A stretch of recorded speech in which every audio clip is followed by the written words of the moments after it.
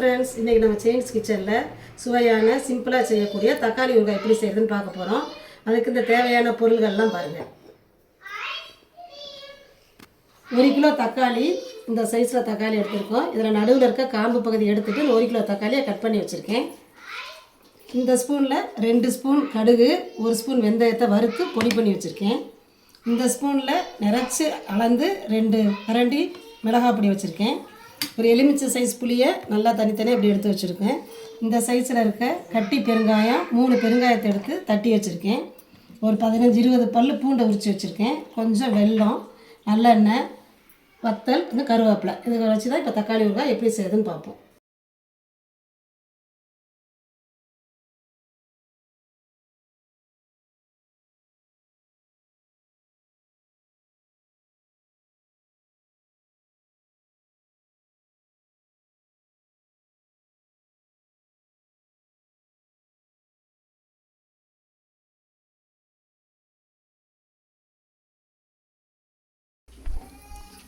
ஸ்டவ்வை பற்ற வச்சு அடிக்கனமான ஒரு வானல் அடுப்பில் வச்சாச்சு. கல் காஞ்ச உடனே நல்லெண்ணெய் ஊற்றணும். இந்த கல் கொஞ்சம் சூடான உடனே நம்ம ஏற்கனவே எடுத்து வச்சுருக்கோம்ல, அந்த 1 டம்ளர் நல்லெண்ணெயில் பாதி அளவு நல்லெண்ணெய் ஊற்றி எண்ணெய் காஞ்ச உடனே இந்த தட்டி வச்சுருக்கோம்ல பெருங்காய பொடியை போடணும். இப்போ எண்ணெய் காஞ்ச உடனே நம்ம ஏற்கனவே தட்டி வச்சுருக்கோம்ல பெருங்காயம் போட்டு பெருங்காயம் லேசாக பொரிஞ்ச உடனே நம்ம கட் பண்ணி வச்சுருக்க தக்காளியை போடணும்.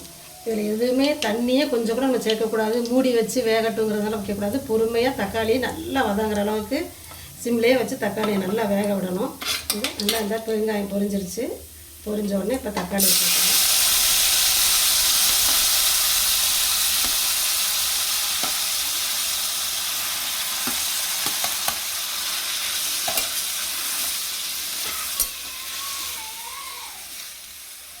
தக்காளியை போட்டாச்சா, ஏற்கனவே நம்ம எடுத்து வச்சுருக்கோம் இல்லையா புளி, இந்த புளியையும் போட்டு தக்காளியோடய சேர்த்து வேக வைக்கணும்.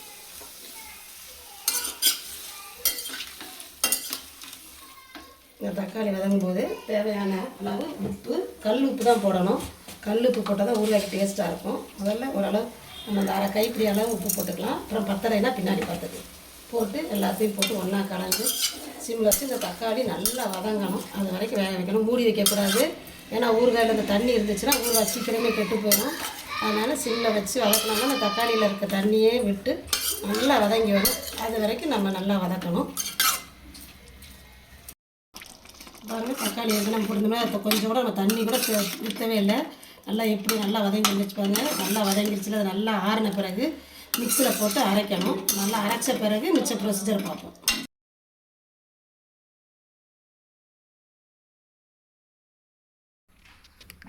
இந்த பேன் வச்சு பேன் காஞ்ச உடனே நல்லெண்ணெய் 2-3 டேபிள் ஸ்பூன் ஊற்றிட்டு கொஞ்சம் போல் கடுகு,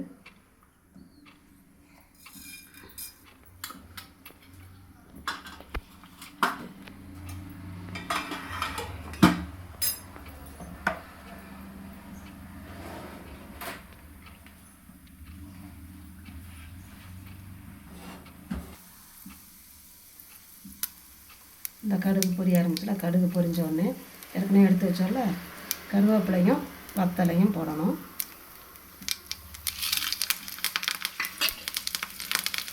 அதுக்கப்புறம் நறுக்கி வச்சுருக்கோம்ல இந்த பூண்டையும் போட்டணும். போட்டு நல்லா வதக்கணும். 2 நிமிஷம் சேவத்தில் வச்சு நல்லா வதக்கணும்.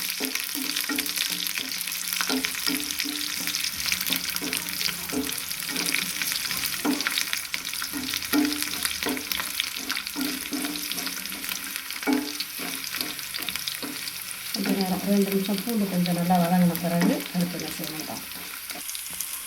பூண்டு காஞ்சோடனே அடுப்பை ஆஃப் பண்ணிடணும்.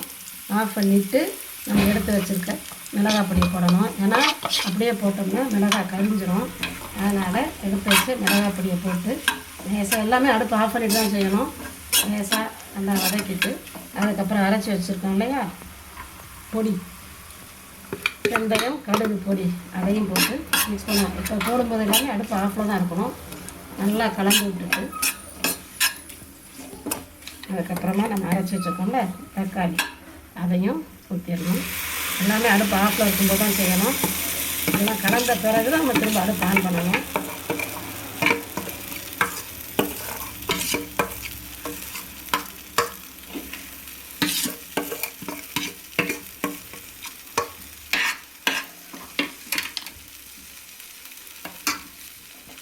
திரும்ப எல்லாத்தையும் போட்டு மற்ற பொடியெல்லாம் போட்டிருக்கோம்ல, அந்த தக்காளி எல்லாம் போட்டு நல்லா மிக்ஸ் பண்ண பிறகு அப்படியே நம்ம அடுப்பு ஆன் பண்ணிடணும். எல்லாம் மிக்ஸ் பண்ண பிறகு அடுப்பு ஆன் பண்ணால் போதும்.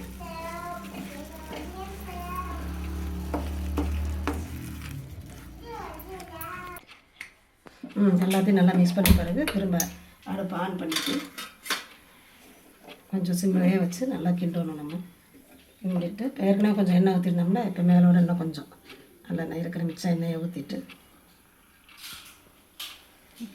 கலந்துவிட்டு கொஞ்சம் சிம்லேயே வச்சு வதக்கி இந்த எண்ணெய் பிரிஞ்ச அளவுக்கு வதக்கணும். வதக்கிட்ட பிறகு அதுக்கப்புறம் தான் எடுத்து வைக்கணும். சிம்லேயே வச்சு எண்ணெய் பிரிகிற அளவுக்கு. அதை ஏற்கனவே நம்ம தக்காளி வெந்ததுனால ரொம்ப நேரம் ஆகாது, கொஞ்சம் நேரத்தில் தாங்க. ஒரு ஸ்லோ ஃப்ளேம்லேயே வச்சு 2 நிமிஷம் அந்த எண்ணெய் பிரிஞ்சு மேலே வர வரைக்கும் வதக்கிட்டு கொஞ்சம் ஸ்வீட்டுக்காக கொஞ்சம் போல் வெல்லம் அதையும் தூவிட்டு சிம்லேயே வச்சு வதக்க வேண்டியது.